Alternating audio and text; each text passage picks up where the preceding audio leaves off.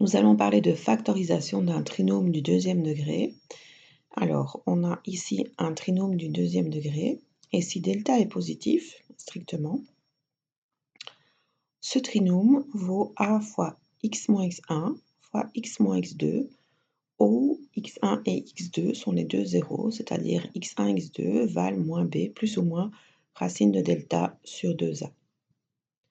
Alors, si le delta vaut 0, le trinôme va pouvoir s'écrire comme a fois x moins x1 au carré, où x1 est le 0, donc x1, on se rappelle, vaut moins b sur 2a. Et si le delta est négatif, le trinôme ici n'est absolument pas factorisable. Donc on va prendre les exemples suivants de chaque sorte. Donc ici, nous avons 2x carré moins 4x moins 30, et on voudrait le factoriser. Donc on va calculer le delta. Donc le delta, ça vaut moins 4 au carré, ça nous donne 16, moins 4 fois 2 fois moins 30. Donc le delta vaut 256, ce qui est le carré de 16. Et donc les deux zéros valent 4 plus ou moins 16 sur 4. Donc d'une part 5 et d'autre part moins 3. Et donc au niveau de la factorisation, on a a fois x moins x1 fois x moins x2. Donc le a, il valait 2, donc je le réécris. X moins 5 qu'on vient multiplier par x moins 3. Donc on vient multiplier finalement par x plus 3. Donc 2x carré moins 4x moins 30, sous forme factorisée, ça nous donne 2 fois x moins 5 fois x plus 3.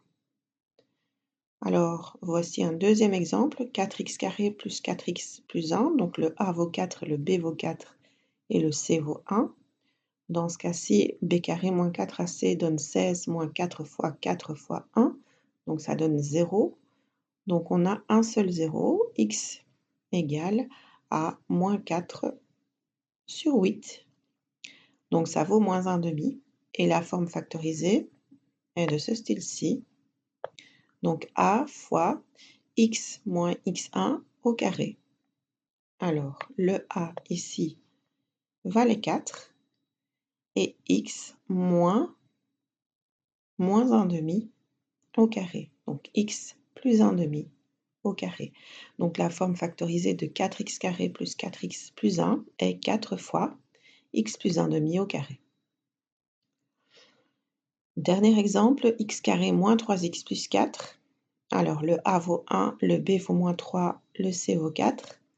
Donc le delta vaut 9 moins 4 fois 4 fois 1 et vaut moins 7. Il est strictement négatif et donc il n'y a pas de forme factorisée. Ce trinôme du second degré n'est pas factorisable.